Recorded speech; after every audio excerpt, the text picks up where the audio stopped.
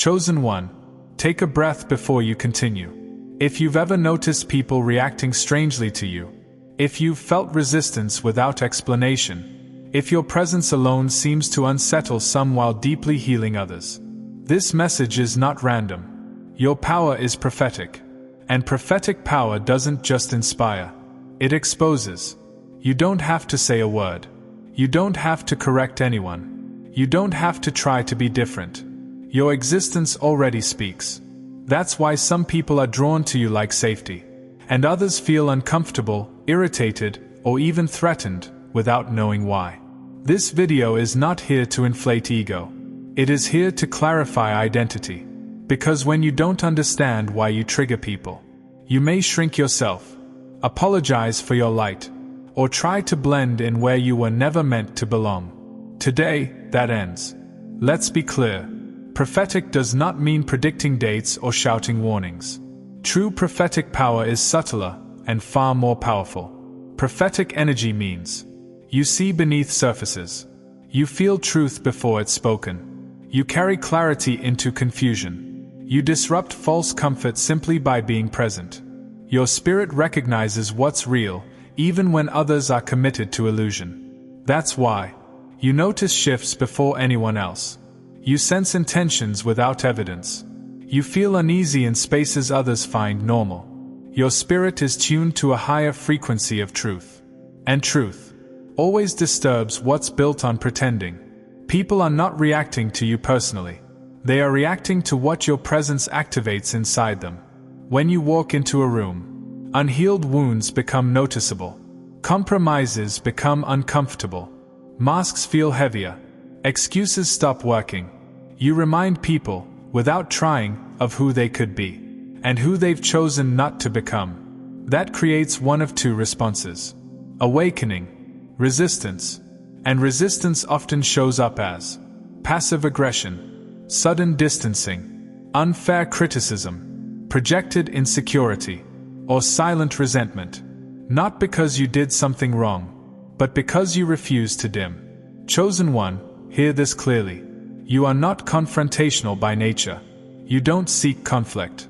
You don't enjoy tension. Yet tension follows you. Why? Because light reveals cracks. Your calm exposes chaos. Your integrity exposes compromise. Your discernment exposes manipulation. Your presence exposes inner disorder. Some people would rather blame the mirror than clean their reflection. So they call you too intense, too quiet, too different, too spiritual, too much. But the truth is, you are simply too real for environments built on pretending. From a young age, you sensed. You didn't fully belong. You saw things others ignored. You questioned what others accepted. You felt older than your years. That wasn't imagination. You were carrying prophetic awareness early. And when prophetic people are born into unprepared environments, they are often labeled difficult, misread as arrogant, pressured to conform, told to be quieter, smaller, normal. So you learn survival strategies: over-explaining, self-diminishing, making others comfortable, staying silent when you knew better. But prophetic power cannot stay buried forever. Eventually, your soul demands alignment. Even when you don't speak, people feel watched, not by you, but by truth. Seen in places they hide, unsettled by their own thoughts. Your silence isn't empty. It's charged. You process deeply. You observe carefully. You wait intentionally. And that restraint confuses people who rely on noise, validation, and control. They don't know what you're thinking, and that makes them project. Silence is threatening to anyone hiding from themselves. Chosen one, this is one of the most uncomfortable truths to accept. But once you see it, everything makes sense. Some people, systems, and relationships are not built on truth. They are built on confusion. Confusion gives certain people power. Confusion allows manipulation to hide. Confusion keeps accountability distant. Confusion makes lies feel flexible and excuses feel reasonable. And when you enter the room, confusion collapses. Not because you argue. Not because you expose publicly. Not because you accuse. but because your spirit carries clarity. There are people who survive by keeping things unclear. Mixed signals, vague promises, emotional inconsistency, spiritual jargon without substance, half-truths wrapped in confidence. Confusion allows them to avoid responsibility, shift blame, control narratives, keep others second-guessing themselves. But your presence brings definition. Around you, things become obvious. What's real? What's forced? What's aligned? What's pretending? And that's dangerous for anyone who benefits from fog. You don't interrogate. You don't demand explanations. You don't corner anyone. Yet people start explaining themselves unnecessarily, becoming defensive for no clear reason, changing stories, feeling watched even though you're calm. Why? Because clarity feels like light to someone hiding.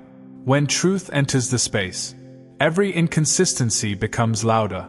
They feel seen, not by you, but by their own conscience. So instead of correcting themselves, they often try to discredit the light. People who benefit from confusion often say things like, "You're overthinking.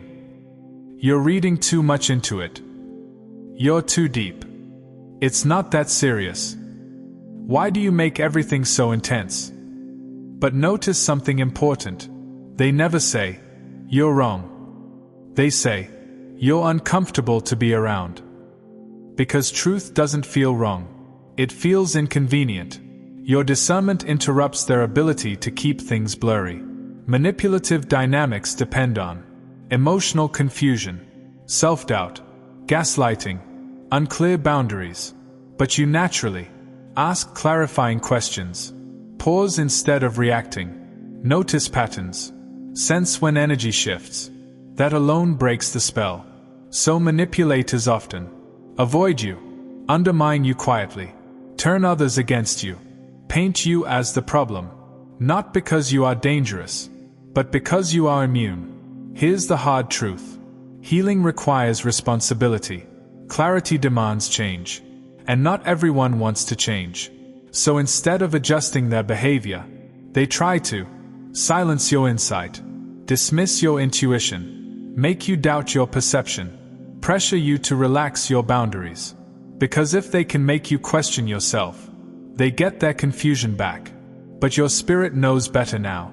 Chosen one, your clarity reminds people of promises they broke, callings they ignored, integrity they compromised, growth they postponed.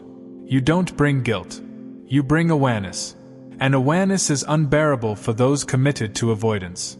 That's why they may get irritated by your calm, mock your spirituality, dismiss your depth, feel challenged by your peace. Your alignment highlights their misalignment. People who thrive in confusion cannot coexist long-term with clarity. Eventually, one must change. So they either grow and respect you, leave and resent you. Both outcomes are protection. If they stay without evolving, they would constantly try to dull your discernment. And your spirit refuses to live in fog again. Chosen one, you don't need to convince anyone you're right. Prove your intuition. Translate your discernment. Justify your boundaries.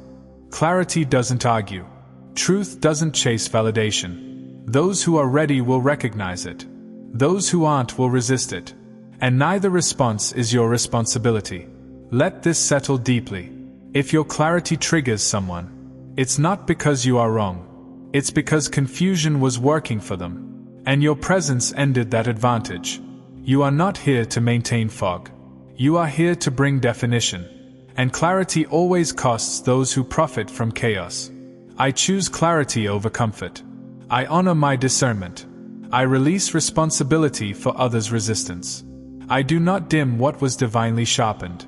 I walk in truth, and truth walks with me. Chosen one, your clarity is not cruelty. It is calling. Have you noticed this pattern? Some people instantly trust you, confide in you quickly, feel safe opening up, say I don't know why, but I feel calm around you. Others compete with you, misjudge you, talk behind your back, feel irritated without cause. That's prophetic polarity. Your energy heals the willing, exposes the resistant. You are a crossroads. People meet themselves when they meet you. Chosen one, this chapter is tender, because it speaks to something you've done not out of weakness, but out of love, awareness, and empathy. The mistake prophetic souls make is not arrogance. It is not pride. It is not thinking too highly of themselves. It is forgetting themselves while trying to save others. Because you see so deeply, because you understand pain beneath behavior, because you can feel what people meant, not just what they did. You make excuses for what your spirit already flagged. You say things like, "They are just wounded. They didn't mean it like that. I should be more patient. Maybe I'm being too sensitive. If I explain better, they'll understand." But discernment was never asking for negotiation. It was asking for honor. Prophetic souls can sense potential. You see who someone could become, not just who they are right now. So you stay longer. You give more chances. You soften boundaries. You tolerate misalignment. But potential is not a promise. And love without truth becomes self-betrayal. Your spirit knew early. Your mind just kept trying to override it. One of the deepest mistakes is this. You believe if you explain your heart clearly enough, people will finally treat you correctly.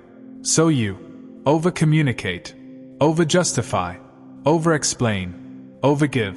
You turn your clarity into a lecture, your boundaries into essays, your intuition into evidence.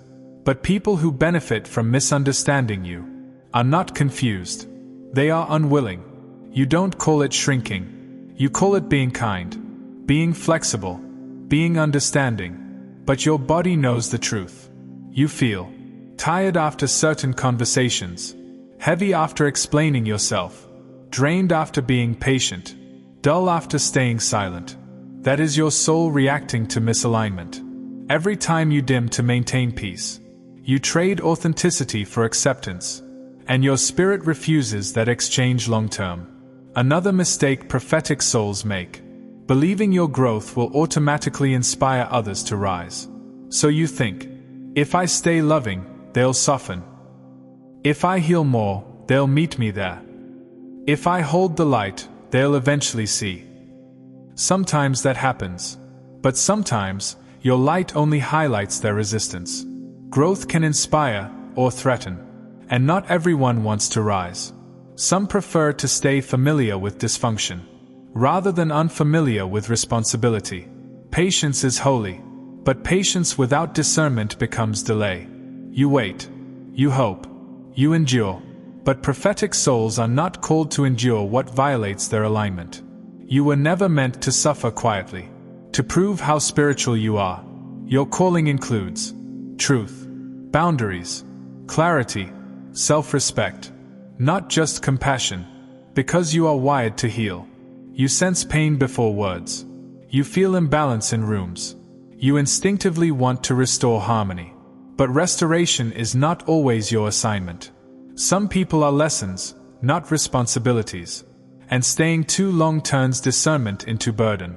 The awakening moment comes when you realize you are not here to be understood by everyone. You are not here to fix what refuses truth. You are not here to exhaust yourself proving your heart. You are here to be aligned, not overextended. Clarity over compassion when compassion costs your peace. Boundaries over explanations when explanations are ignored. Distance over damage when staying hurts your spirit. From now on, you listen to your first intuition. You stop negotiating red flags.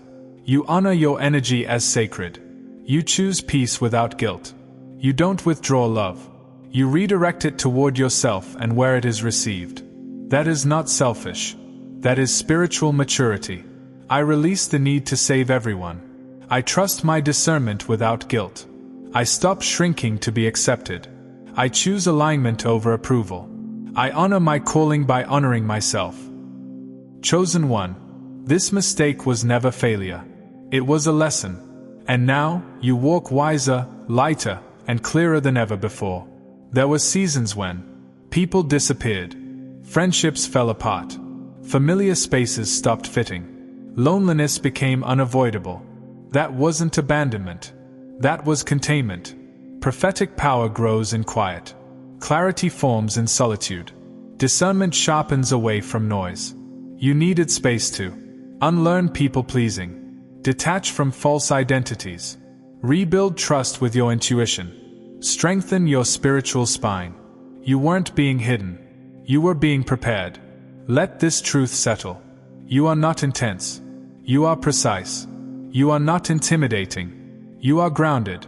You are not judgmental. You are discerning. And discernment feels like judgment. To those who don't want to be seen clearly, accuracy disrupts vagueness. Truth disrupts comfort. Alignment disrupts excuses. And that's okay. Chosen one, you don't need to soften your insight, justify your boundaries, over-explain your intuition, prove your worth, earn permission to exist fully. Your frequency is intentional. Those meant to walk with you will feel inspired, not threatened. Feel challenged, not attacked. Feel awakened, not diminished. Those triggered were never meant to stay. Chosen one, do not rush this.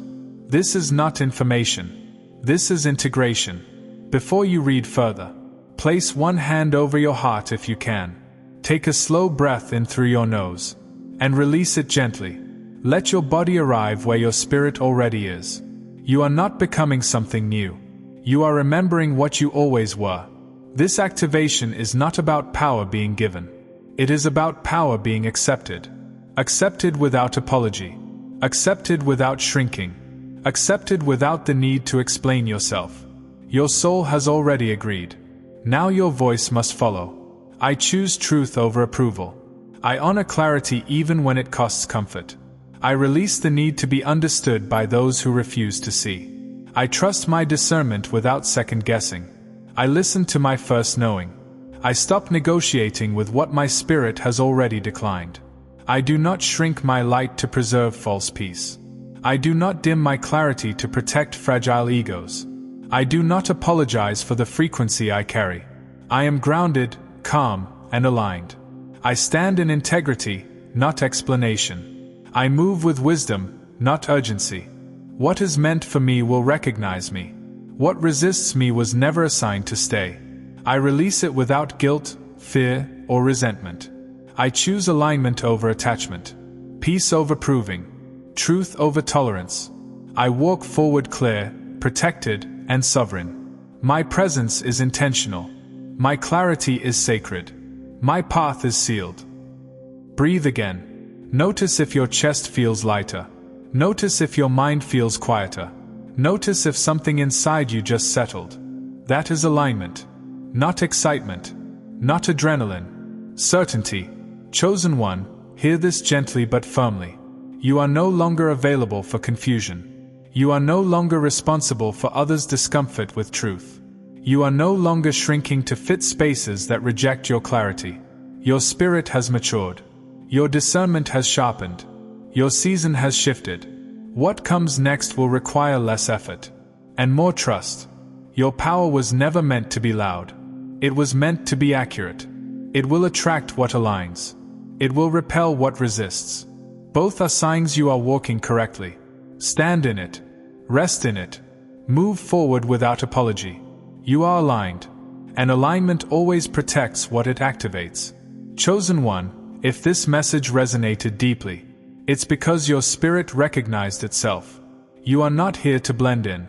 You are here to signal truth. Some will awaken. Some will resist. Both responses confirm the same thing. Your power is prophetic. And it is active.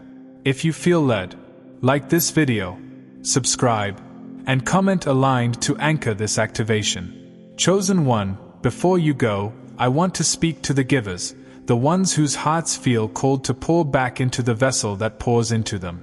If this message awakened you, if it strengthened you, if it spoke to your spirit in a way only heaven could orchestrate, then I invite you, only if your heart feels led, to sow a $1 seed into this channel. Not because God needs it, but because giving is a spiritual law.